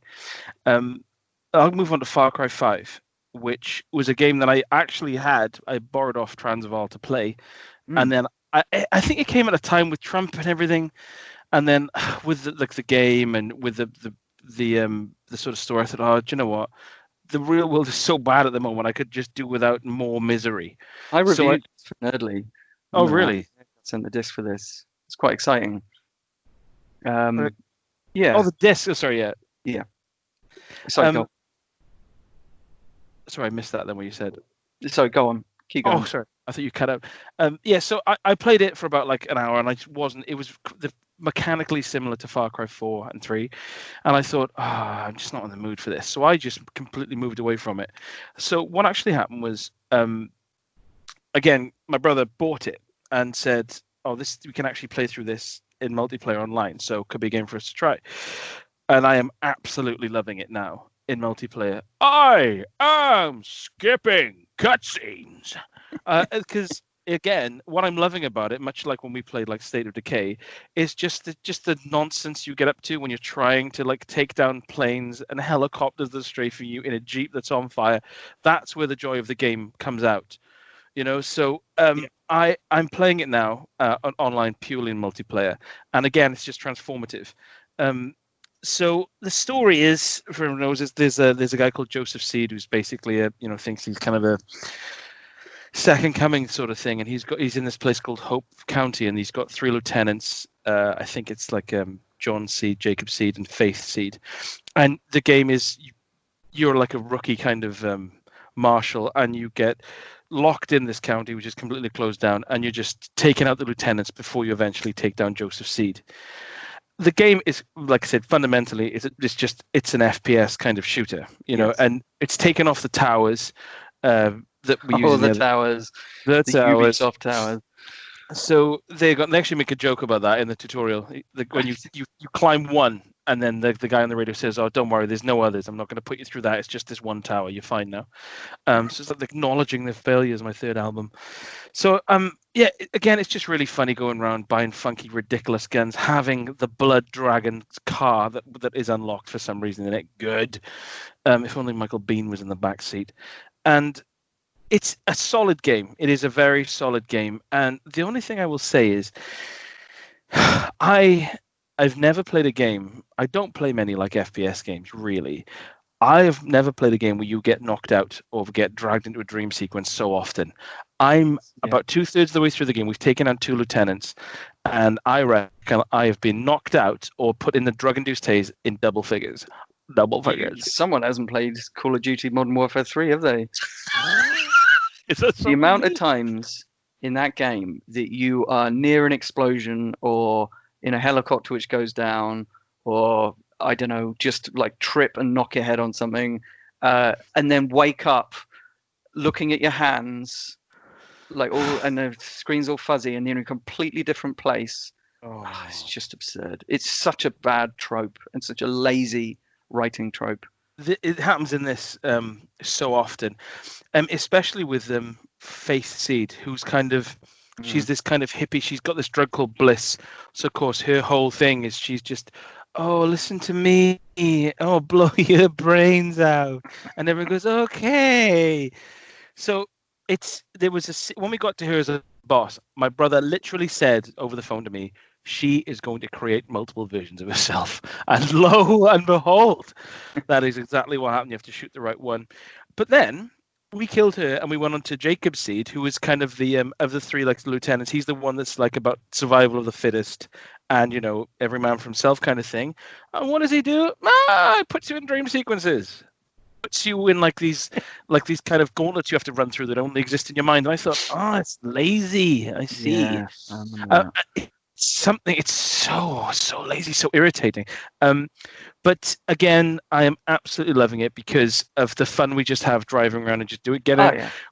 We got into a boss fight. There's 2 things I wanted to say that just tickled me. One of them is we got into a boss fight with the first one. I think it's John Seed, who's in a plane, and I jumped out of the plane because it was on fire and landed safely, but my brother died and respawned next to me on the floor. So we just had this plane above us in this open field, and we just like had no ammo. And it's like, well, but it's not loading us back to the previous checkpoint. So we just had to. We spent about an hour and a half trying to take out this plane with like shotguns and like trying to find a jeep with a turret on it, and it was just brilliantly funny. And the other moment we had, which is only a few days ago, we were in a helicopter trying to shoot down some other helicopters for a mission, and we were like behind them in this canyon, and he just kept on going down. I said, "Why are we going down instead of up?" And he's like, "I'm pressing B, but it's just putting me down." And I said, well, up is X. And and then I was in the passenger seat looking forward, and I just heard like a door slam. And then I looked and I said, where are you? And he said, I've jumped out of the plane. And I said, but we need to shoot the helicopters. And he said, I pressed X. X is jump out of the plane. And I said, no, X on a PlayStation controller. Although playing on the Xbox, and so I had to like change seats while he flew to his death and sort it out. But again, it's stuff like that are the funniest moments in these games. I remember having a weird bug in that game where I was in the middle of I died during like a flight mission, but it put me back, and it kept reloading and putting me back into the plane as it dropped just vertically out of the sky, and there was and every time I would just crash to my death. So it was like an infinite death loop. So I had to actually end up leaping out of the plane at the last minute in order to survive, because of course, naturally, it was auto-saving. It does have a weird auto-save thing where in this game, when we've died, it's put us on the same mission that we were on, but like on the entire other side of the map that we've never been. Odd, you're like, oh, okay. And I get wary when stuff like that happens when you've only got a single save file going on. It makes me really edgy all the time. It's a really annoying thing that happens in modern games. Bioshock Infinite has the same, and of course, it's something that has bitten us in the past. I'm looking at you. What's it? Darksiders 2. That was the one. Yeah. Where single autosave on PC, and there was a bug, and it just broke the game about halfway through. I've never played it, and I would love nothing more than to listen to Michael Wincott. I think I did end up playing it again, probably on Switch. I do. I remember really liking Far Cry 5, but then it's like anything after Far Cry 3 has pretty much been the same, and that's fine, because it's the ability to approach a situation and look at all the different ways that you can cause chaos in that situation and let it all play out. It never gets boring, really, does it? You know.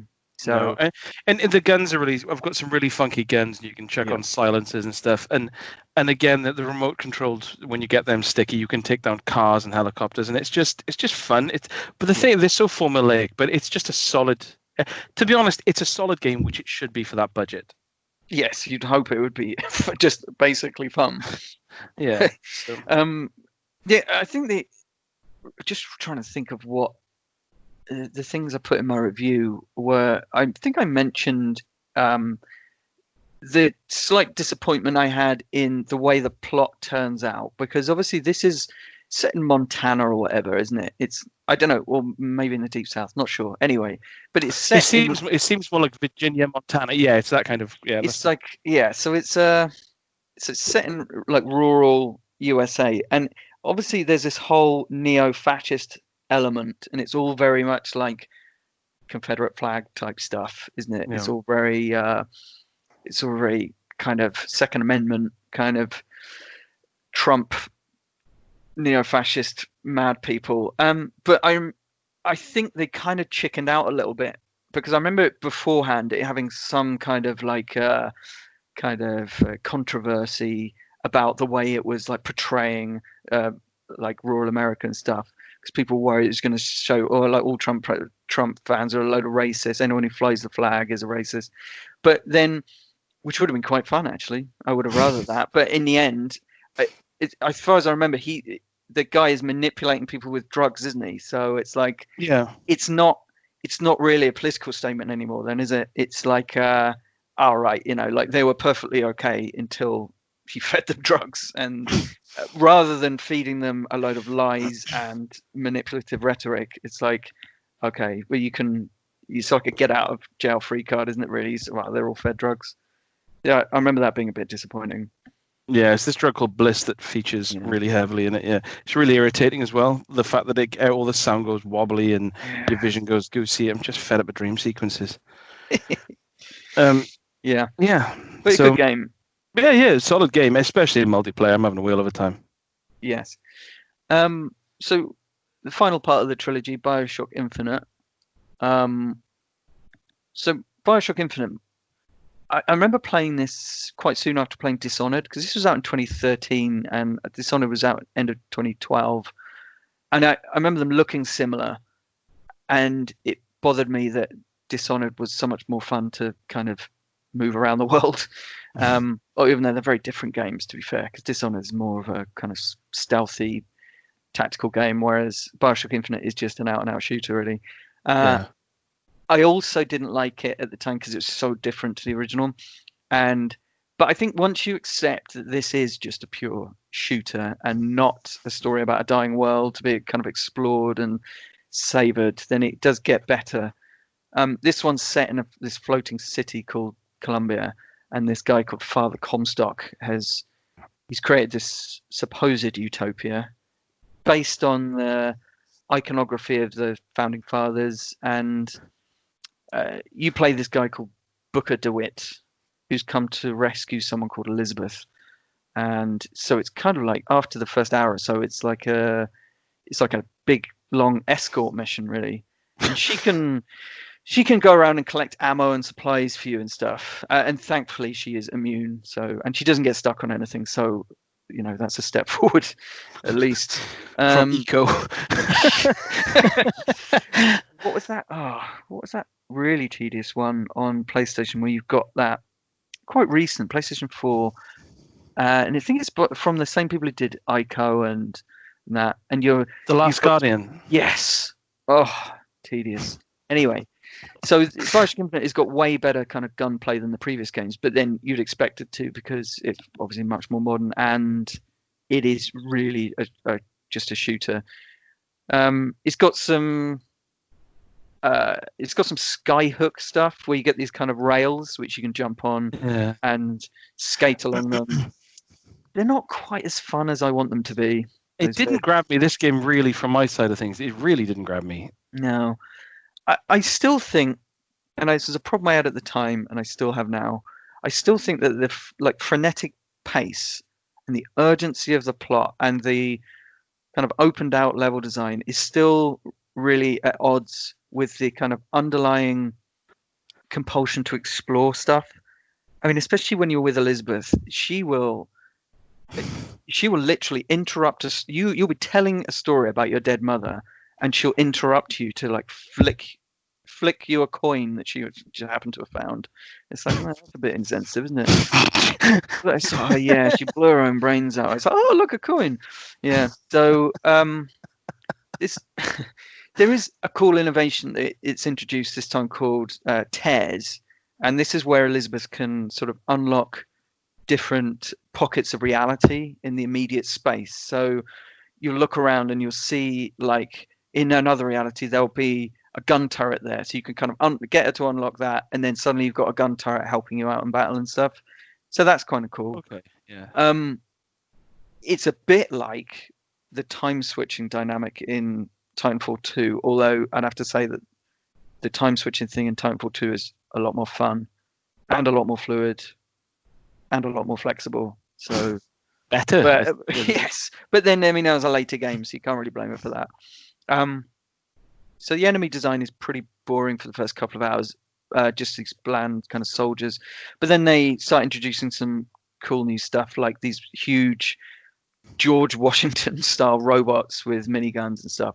And that later on you get these quite horrifying handymen, which I suppose are the kind of big daddies of this world. But they're quite scary and full on. I mean, it obviously doesn't have the impact of that first big daddy, but then what could really? Overall, I would say that it's a more satisfying game than Bioshock 2, thanks to the kind of new environment. And I think because it isn't in any way stuck between the worlds of like survival horror and shooter in the way that Bioshock 2 is. So it's kind of embraced that it's a shooter. Yes, and I think playing it, you have to embrace that. You have to get over that fact that it's not the same kind of crumbling world that we saw in the original Bioshock. This is actually meant to be quite a functioning world that is crumbling around you. If you see what I mean, you're the one causing it to crumble. Yes. Yeah. Yeah, and apparently another Bioshock game is being made now, so I'm interested to see what they do with that, because personally, I think it'd be cool if it was Bioshock 3 or whatever it's going to be called was a kind of pure survival horror. I don't know, they could even go back to Rapture just a lot later, perhaps have some really messed up mutations and stuff, possibly not have another kind of philosophy and politics spouting bad guy. How did the story work for you in the third one? I think it's again better than the second one in that, but it's in a way it's sort of a bit more dumbed down, I suppose, than the first games, because it's not really about individualism or collectivism. This is literally about just racism. That's all it is. It's about racial purity, really. And I like the fact that you get to see the society functioning at the start and how kind of utopian it is, and it all seems really good and really cool and whimsical and quirky and genuinely utopian. And then you realize there are no black people around, and then they have this horrible stage show where it reveals that someone's been having an interracial relationship, and at that point you realize it's much more sinister. And this is the reason why Comstock kind of escaped to the sky in the first place, because it would have been, I guess, soon after the Civil War, because this is set in the early 20th century. So the idea being that he's old enough to have seen the Civil War, seen it lost, seen the so-called freedom to basically belittle and enslave the black man, and so that's when they escaped. So it is quite sinister, but a bit more obvious, perhaps, just obviously evil than the first couple of games. Yeah, so I'd be interested to see what they do next. I wonder if they'll create a whole new world again. I don't know how many more of these mad fundamentalist dictator type people they can really invent. They need to speak to Ubisoft and get Farcry on the go, because they seem to be just knocking them out left, right, and centre. They don't give a hoot, do they? Farcry 6 must be out soon. Yeah, of course it is. Yeah. I think it's out. Maybe is it out in the autumn? Yeah, it seems to. They're ramping up all the promotion for it. So yeah, I assume so. I venture that will probably be very similar to the other ones, and that's okay. I'm inclined to agree with you, Rupert. Yeah, so that's Bioshock Infinite. It's a good game, but not. I still am a little bit baffled by how much praise it gets. I really quickly just want to go through Sea of Thieves, which is obviously it's on Game Pass, so I give it a goosey again with my brother Transvaal. And what I found was, whilst it's a very pretty game and a very kind of just fun game, and the sailing in it is good. Water effects, yeah, the saucy buggers, and just sailing around and just literally just talking and loading the cannons, getting involved in pirate battles, digging for treasure, all good. What brings it down are just other players getting shot to death in the middle of the ocean. Yeah, and massively losing. Why we stopped playing it was because we spent ages like filling up our cargoes and stuff with all these cool treasures we found and treasure maps and things, and then going back to like the ports to drop them off, and there would just be a lot of people hanging around who just blow us up and take our stuff, and then of course it's like you've done nothing for 2 hours. Yes, because I think I played this on Game Pass for a little bit because it's just so pretty, and I love the kind of the over the top style. It's whimsical and cartoony, and I know you love that. And it's just so gorgeous, and I mean, if they was need just to take that engine and make a single or like split screen game. That'd be amazing. Just do it, because it's, and I played it for like 3 or 4 hours in total, maybe, well, probably about 6 hours, and I was already thinking this is kind of aimless but fun. But when we started just getting attacked, the fun literally was sucked out of it with a bike pump, and we both just said, should we just uninstall it and play something else? So yeah, it's basically the nadir of online games with other people. So yeah, that was a real play it to be impressed by, and play it and think, I wish this was a different game. I wish this engine was doing something different. Yeah, that's it. That's I wonder if it ever was going to be a different game. It's rare, isn't it? As in, yes, they're the developers, and I don't know. I mean, it had quite a long history. Obviously, Rare, very well regarded. I wonder. I do wonder if there was originally going to be a single player kind of vision for it, and whether they got any kind of like push from Microsoft to say, do you fancy making this like a games as a service type thing? I'm just giving them the benefit of the doubt, really, because it's such a beautiful engine and it's such a gorgeous game and so kind of inviting. Light-hearted, light-hearted, almost like Monkey Island-like in its kind of whimsical depiction of the pirate age. But then all that whimsy is just completely ruined when you get some, like, really vicious people online just bullying you. So yeah, it's they need to just say, this is really good. Let's just you need to improve nothing about it. Literally keep the engine, keep the visuals, and just turn it into like an awesome single player romp or like an online romp that's cooperative. Yes. Yeah, that would have been good. I wonder, so is there no like cooperative servers or anything like that? I don't think so. No, it seems like a bit of a no-brainer, really, because a lot of these games, like online games, I mean, they'll have a versus mode or PvP server. There's even when you die and you go on like the ghost ship to come to sort of be respawned. Yeah. There's a note on the door as you go in that says, "Are you being killed by other pirates? If so, like go into the menu and click this button, and we'll just like scuttle your ship and you can just start again." Because instead of being thrown into a battle, you're just gonna. Because I was respawning on our ship while they were looting it and just getting killed instantly before I could react. So that sounds a bit backhanded, though, doesn't it? Because you're like, "Oh, are you being killed by pirates?" Because I thought you were going to say, "Do you want to turn off like PvP mode?" But no, it's saying, "Oh, you can start again and be a complete loser somewhere else." Yeah. It'll happen again. You're too rubbish to play here, so go and play somewhere else. Stop bothering these nice campers. Yeah, it was just really disheartening. Genuinely, like a game that it was really disheartening to say, oh, should we turn this off because we're just effectively getting bullied and it's because the thing that my brother said was, the thing is now, as we turned it off and chucked on a different game, he said we played that game for 2 hours and we lost everything and it's like we haven't played it. It's like we haven't moved forward at all. So, and it was just like, oh yeah. So, because I can imagine in that game there must be real pleasure in having getting good at the game with a squad, with a kind of team of people, and all having jobs on the ship, sort of thing, and getting really good at working together cooperatively. I'm sure there must be a lot of pleasure in that. But then I've got no pleasure in just coming across someone else who's massively over leveled or whatever, or has been playing it for 1,000 hours and just kicking your ass instantly.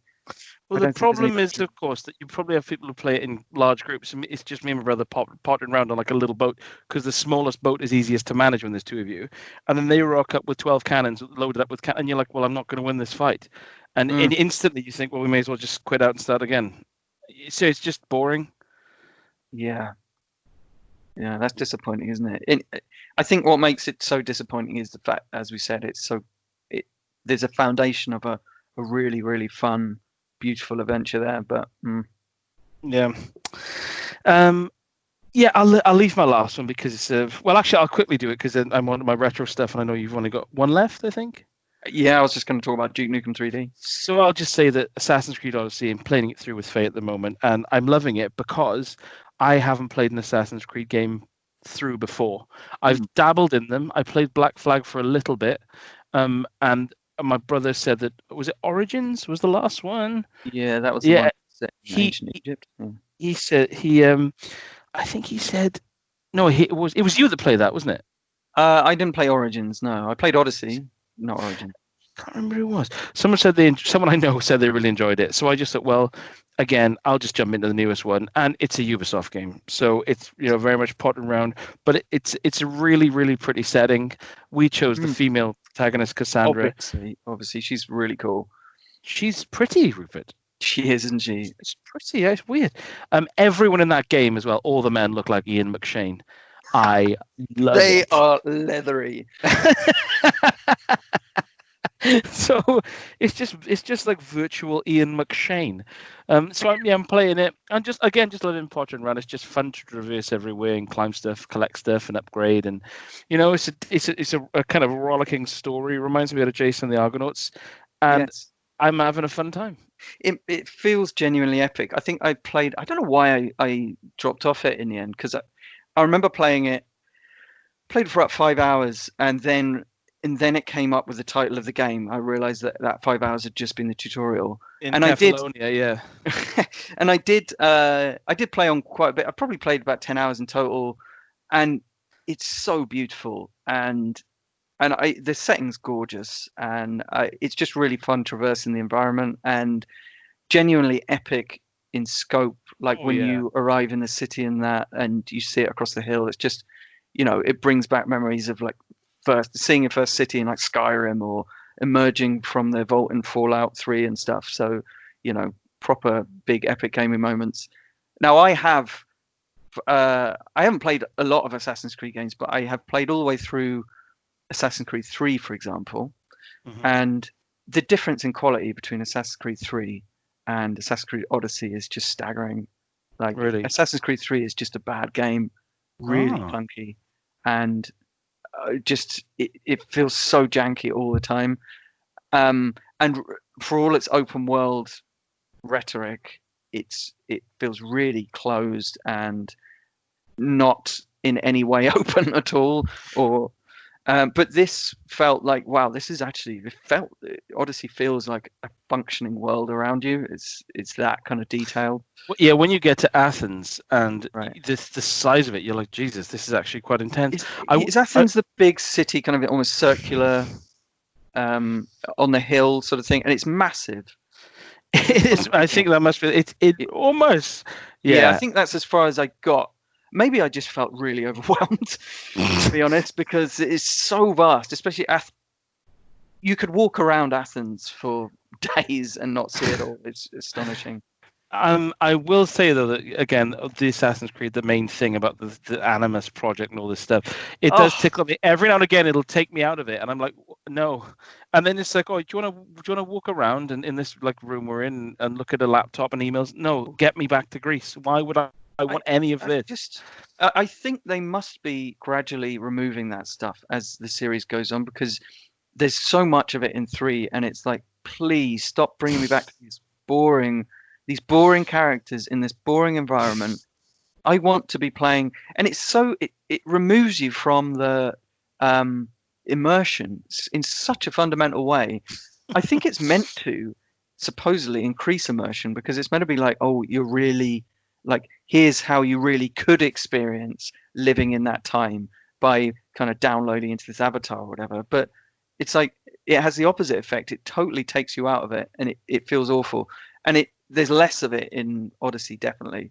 So I think perhaps they are gradually exercising it. Maybe in Assassin's Creed Valhalla or whatever it's called, they'll remove it entirely. That'd be nice. It'll just be like that. It'll just be a Viking game. Yeah, please. Yeah. Like, don't need it. And I'm actually quite excited about that, because I love Norse mythology and stuff. So I think it could be. I may well get into that, because it all depends on the setting, really. I don't think I was that interested in Origins just because just ancient Egypt didn't really do it for me. But Odyssey's got this gorgeous Greek setting, hasn't it, across the islands? So I know I didn't realize. I know you said you're a big fan of Norse mythology, but I didn't know. There's no pictures of like John Thor in your flat or anything. I don't. It's Inspector Morse. Huh. And actually, no, I'm much more into Judge John Deed. So. Or Lewis. So yeah, do you want to do? I've done all mine apart from my retro ones, which I'll literally just riffle through, so that's fine. Okie doke. Well, let's talk about Duke Nukem 3D then. Let's. This was quite recently released on Switch with 8-player co-op, 8-player online co-op. I don't know about the local side of it, because obviously can't really do that at the moment. It doesn't exist, Rupert. Okay, well, anyway, it's not such an issue anyway, because I think it's £4 at the end of the day. I'm not sure if it's still £4, but that's a bargain as well, really, because I mean, you get a lot of content for that. I know it's like 25 years old, but you know, you get all of the episodes that were ever released, plus I think there's a whole new episode, maybe. Yeah, made by the original developers for the 2016.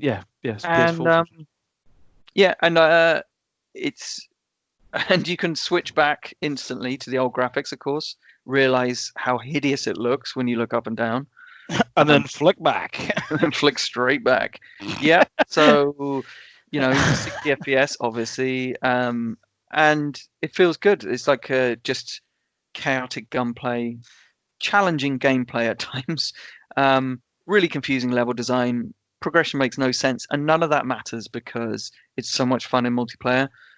I haven't even played it in single player because I never will. I will say two things that I took away from it. One is if there's 4 of you, up to 8 of you playing it, so there's 4 of you playing it, which is usually our case. One of you disconnects, you can't pop back, and you have to wait in the lobby for the next level, which is a real pain in the ass, because it's like, oh, come on. You could, because if it's the start, everyone either has to say, "Oh, we'll cut it and restart," or you sat there 50 minutes listening to your friends having fun. Listening to your friends say, "Where is there a switch somewhere? Where do we go now?" Yeah, I'm underwater. I don't know. There's something under there, but I keep drowning by the time I get to it. Oh, there's a big guy. He's just shot me to death. Right. The other thing is, we obviously played Blood at mine split screen for a charity event, for tireless charity work, and it was amazing because it's the best build game. And what I found was in Blood, it was always kind of chaotic and at such sprawling levels that like people are all discovering new things, and it was kind of incrementally throwing yourself at this army of forces. But then in Duke Nukem, it's almost like if you straggle behind and have a little look for a secret, everyone else has all the fun. So you kind of end up just walking through like you go and get yourself a drink or something, come back, and then you end up just walking through loads of confusing empty corridors full of bodies. So you can't. And the only other difficulty level above that is where the enemies just constantly respawn, which would just be really tedious and grinding.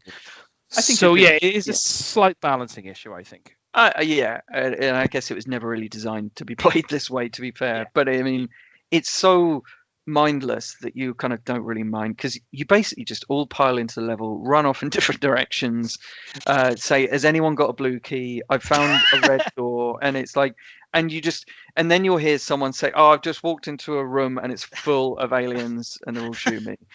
And I'm dead. I'm dead. And then of course it's got these weird little design ticks, like the fact that you'll be firing with a shotgun and you accidentally pick up like a rocket launcher and it will automatically switch you to the most powerful weapon, even if it will blow you up as well. So you accidentally switch to like a rocket launcher, just dead instantly. Yeah. You're instantly you pop straight back to the start. The levels aren't that massive, so you can kind of work your way back to where you were. And it doesn't really matter. It's not there's no cooldown timers or anything like that. It's just you're thrown straight back in for another go. I also will say that I think that half of the guns are totally useless. Like you get the chain gun, the shotgun, the pistol, all totally fine. You get the shrinker, and you're like, or like the whatever, and you're like, what are the freezer? And you're like, oh no, no, I don't want any of these. I don't want any of that. No, I know what you mean. But the pipe bombs are weirdly fun to use, because you can kind of just toss them in a room, hit the button again, and it just blows up everything in there. So that's good fun. You hold the button down, you can throw those far. Yeah, I mean, I remember, I genuinely think, right, that even if you'd never played this game first time around, you could enjoy it in its own terms now. Yeah.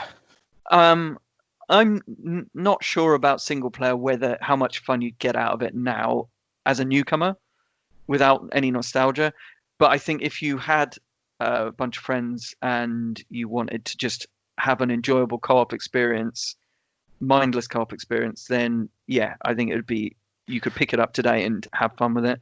I think if you played it single player, what would happen is you'd be saving all the time, because you can just get killed when you open any door or go around a corner or drop. So whereas in multiplayer, you're free to explore and find these ridiculous level design sort of foibles, and then just respawn at the start and carry on. Whereas in single player, it'll be much more of a grind. So I think multiplayer online is definitely the way to go with it. Yes. I remember to be honest, when I had it back in the day, I think I used the level designer more than anything. building levels out the build engine. It was extraordinarily powerful at the time, though, to be fair. The build engine was a huge step up from Doom, lest we forget. Okay, the graphics would go a bit twisted when you looked up and down, but it was genuinely felt more like a 3D environment than something like Doom, which is of course very much just on the horizontal, if you like. By the way, that game there's 4 games in it and it's about 500 hours long is The Legend of Heroes. No, The Legend of Heroes: Trails of Cold Steel. All sets. Cold Steel, right? Okay. Yeah, 1 to 4 games in it, full price. Each game 60 hours to 80 hours as an average, and it's all the story of one guy called, I think his name's like, it seems like Rain. Colin Firth. No, it's I can't even remember his name. It's just a guy in like a military academy full of teenagers having tedious conversations. I know we've got 13 minutes left, so I'm gonna quickly, if that's cool with you, smash through these retro games. Is that okay? So yeah. This is going to be brief. So Side Pocket 2, the Side Pocket series has always been really close to my heart. The original Side Pocket is the game, Rupert, you'll probably remember it, released on the Mega Drive and Genesis, with it's like 3 different styles of artwork. So you've got like a bloke leaning over playing pool, and then like an old cartoony bloke with like done in pencil, and then a really cartoony hunk, and then another kind of different style of cartoony woman like leaning seductively on the table. And the game is like a top-down simple arcade pool game. And it's got this amazing like lift music and this really jaunty light jazz, MIDI, and the ball physics are ridiculous, but it's really, really good fun. Is it directly top down sort of thing, just single screen? 100% top down single screen. Is it? Who's the developer behind it then? God, I have to lean over and look at my. Was it Team 17? Are you thinking of Arcade Pool on the Amiga? Well, that's what I was wondering, if it was like a port of Arcade Pool on the Amiga, because that sounds very similar from like the single screen top down sort of thing. I remember it being really fun. Yes, Side Pocket. Data East. So no, okay, probably isn't. So Yeah, so it's Data East. They made two other games. The one I'm talking about now is Side Pocket 2, which was released on the Super Nintendo and on the Saturn. I've got the Japanese version, and it is amazing because it's effectively the same game on the Saturn. So it's just basically like a 16-bit top-down game, but just with actual the lounging music is still there, but just of a much higher quality. And you have these amazing FMV cutscenes because I think in America it wasn't called Side Pocket, it was called Minnesota Fats. So you have these FMV sequences. I have no idea what's happening. It's just a load of really bad acting in pool halls, and people challenging you, and it's just amazing because you play it and it's just the same. It's the FMV sequences that sort of fill out the story mode. Of course, it's all in Japanese, so I have no idea what's going on. But it's the fundamental same thing. It's a bit more serious because the ball physics aren't as ridiculous anymore. Right. So it's actually like a slightly cleaner game, which maybe doesn't work in his benefit. It's not as kind of fun. But I haven't played the third one yet. But Side Pocket 2, if you can pick it up, it's a good top-down arcade game. Arcade pool game. I do like those. You check them on for like 15 minutes and just have some fun with it. That's what they really did with CD-based games at the time, really, wasn't it? If they were porting like a 16-bit game, it'd be like same game, chucking a few FMV sequences. Which is what exactly leads me perfectly into my next game, which is a Japanese exclusive drift racing game called Wangam Dead Heat. Or if you've got the version I've got, it's Wangam Dead Heat and Arrange, which basically I was led to come with a free Mucky film, basically. So it's Wangam Dead Heat is like a Japanese drift racing game, kind of like Ridge Racer, where you like tap the brakes and skid around corners, or double tap the accelerator, double tap and hold. And the fundamental gameplay is fine. It's actually like a decent kind of like Ridge Racer light kind of thing. Obviously, like not as smooth and a bit lower budget. But this got these baffling FMV sequences in them where there's two discs, right? There's the main game and the bonus disc, and I'll talk through them because on the main disc, it's like there's only 2 or 3 races. So the game starts and it's an empty blue room with like a car in it that you've chosen. And obviously they're talking Japanese, these beautiful Japanese women, and they basically just say something in Japanese and then you do a race. And if you come first, she'll like sit in the car. And then it just shows like literally a 10-second clip of her sitting in the car. And then you'll win the next race, which will be the final race. Yeah. And then it's just her in a bikini in the car, and she'll kind of like go up to the camera, but not blow you a kiss and giggle, but like hold a kiss pose as if you're supposed to kiss your screen to kiss her. It's like, right. So she's just kind of pursing her lips and just like wobbling slightly with her eyes shut. You're like, right. Did she hold it for an awkward amount of time and you were thinking, shall I kiss her? Should I? Yeah. Are we married now? But yeah, it was like I thought she was going to go like, mwah, and then be like, ha ha ha, whatever. No, just holding a kiss as if I'm going to go on the screen for a good few seconds, and then it just chucks you back to the title screen. And I realized that what it does is there's 5 women, and there's two or 3 tracks with each one, and they only get down to like the bikinis, but they act as the kind of different track selections. So it's a very cumbersome interface, and like, okay, it's really grainy graphics, but the racing is actually quite fun. And then I put on the bonus disc, and it's just a making of the FMV sequences for the game, which is so brief in the game. So it's just a load of like women, effectively like just wearing like dresses and stuff and hanging around a car, just being filmed. Not in like it's slightly sleazy, but you've got this ridiculous music over the top, and they're obviously just being filmed on a handheld camera from the 90s, and they just see the camera and like laugh or like hide away jokingly, and you're like, what is this? Why is this a bonus disc? And it's about 15 minutes long, and it just goes through like each of the women behind the scenes, but they're not even talking. It's just this like weird rock music over the top, and it's just them looking at the camera and giggling and then looking away. So wow. Odd. The next one I've got is called Tant-R, so Tant-R Puzzle and Action. And this, I bought this off King Monkey, who's a good friend of ours on the sort of retro game collecting scene. He gave me a really good deal on it. And this is basically a kind of mix between, Rupert, I know you're going to love this. It's a Japanese exclusive only, but the games are so basic that you don't have to have an understanding of Japanese. It's a mixture between Bonanza Brothers visuals and WarioWare. Wow. So it's just Wario Wow. So it's just like this completely baffling game in Japanese, and it's you like walking down the street, and then someone will jump in front of you and go ha, and then they'll challenge you to like 3 mini games, and it'll just be these like really wicked little funky mini games. I think there's about 20 or 30 on there. Some of them I have no idea what is happening. Like you'll have one where it's like a whack-a-mole thing, or one we've got like it'll show like a shape, 3 shapes, and it'll show it from the top down. You've got to choose it, looking at it in a 3D image, which is kind of funny. They're all like quick. And then there's one where it's just a bloke who's going bald, and 5 bottles on a shelf, and randomly bottles will squirt on his head, and then it'll just tell you to choose one. And you're like, what? But again, it's so like fun and quick, and like got that kind of Wario with, and the fact that it's so deeply Japanese just makes it a joy. So that is going to be one we'll play when you come over. Good. The next one is a PAL game I've got called Hardcore 4x4, which is one of the worst games I've ever played, and I do not say that lightly. It is. I was playing Mario Kart, and I thought, well, I'm into kart games. I might be into 4x4 games. So I checked it on, and my God, it's like a really clunky frame rate, but the visuals are so grainy that it looks like you're playing like someone's just shaking a load of sand in front of you. Well, it looks like it's streaming just in like really, really low quality, like 240p. Everything's like glittering and moving and clashing, and it's like there's like this, you can't see fire. This awful pop-up. All the tracks are really narrow, and you're just bouncing up and down. There's no way to get around other cars. Everything's just clattering into each other, and you hit the corner, you stop dead. It is not a fun game. When I looked at the reviews, they were like, it was like 6, 7 out of 10, 75%. No, it's terrible. So that's not what I would recommend. Another one I wouldn't recommend. Sorry for these being so quick, but this is the intro section. The next one is called PGA Tour 97, which again is one of the worst golf games I've ever played. This is also from the Sega Saturn, and my God, that game loads.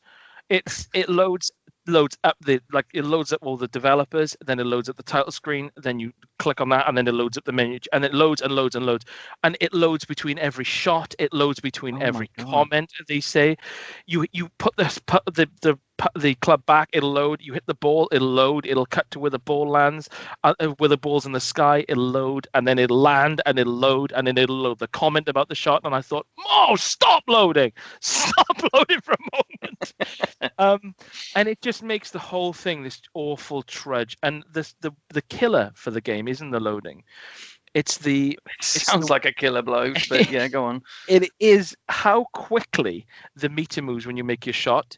It just flies up and down, and you're like, what? And there's no way of timing it. There's no like finesse. And if you make a slightly off shot, you'll just like fly off into the trees. So it's hyper. Is it responsive though? I mean, is there, because a lot of these things where it comes to like having to hit the button at the right time, it's input lag is an issue. Like, because just going back to Bioshock 2, the hacking in that game involves a kind of like in a golf game, like this cursor going up and down this kind of like row of colored tiles, and you've got to hit the button at the right time in order to hack it, in order to hit on the right bit, in order not to set off an alarm, not to hurt yourself or whatever. But I found that for some reason there was just a microsecond of input lag. So regardless, you had to like press it just before the right moment. So it's like, well, that's not fair, is it? Because like I'm getting it right, but I'm having to cater for the game's like lack of responsiveness. It's not so much that case of that with this game. It's just the fact that it's so fast. It's not fun. It's not like you can't. Because yes, when you play stuff like better games like PGA 2 on the Mega Drive, yes, there's an element of like getting it. You may get it slightly wrong, but it's more about like, okay, I've got to hit this at like 80%. So it's not always about getting 100% in every shot. So the fact that there's like all the finesse is kind of removed, and it's just a panic of trying to hit the button the right time, just so you don't lose the ball completely, takes out all the kind of finesse of it. So because sometimes if you choose a particular club, but you know that if you hit it full power, it's going to go clear careering beyond the green. So you hit it like you say, like 80%. But if you don't have control over that effectively, then it kind of takes out that whole element of tactical nous. So PGA Tour 97 is probably one of the worst golf games I've ever played. And well, I'm glad you warned me off that one because that was going to be my next question. I'm going to buy it. You just about to take the cellophane off. And really quickly, the Shield on the PS2, I don't know enough about it. I'm going to talk about this next time to go into depth. But this was slaughtered upon release, like really slaughtered. And I am convinced it is not as bad a game as people say. So I'm not going to dedicate my life to playing it for a bit. Hell. To see what it's actually like. Have you seen the Shield TV series at all? No, I know Michael Chiklis is in it. Yeah, Michael Chiklis is in it, isn't he? I only know him from Gotham. He looks like the kind of man who would have been incredibly muscular earlier in life, but it's now more just kind of, like big muscly fat sort of thing. He just looks like a big man now. Does he look like a thumb? Yes, definitely. An enormous swaggering thumb. I think I know what this episode is going to be titled. So I'm not going to, I know it's come to the 2 hour mark, so I'm not going to go into the Shield. I'll keep that for next time. I know, because we briefly chatted about this. I know that you were pleasantly surprised by that. So, we'll save that for next time. So, I know it's getting late, so I'll just say that I love you, and we'll do this again soon. We will do this again soon. And, so, new Kino Kingdom on Monday, I'm sure. So yes, I'll get it up tomorrow, and then the new one on the Kino Kingdom on Monday, and then we'll probably do another one of these in a week or two. Yeah. And after this, you have to get on the WhatsApp group and find out when we're playing Duke. Absolutely, yes. Okay. Love to all, and happy gaming. Take care.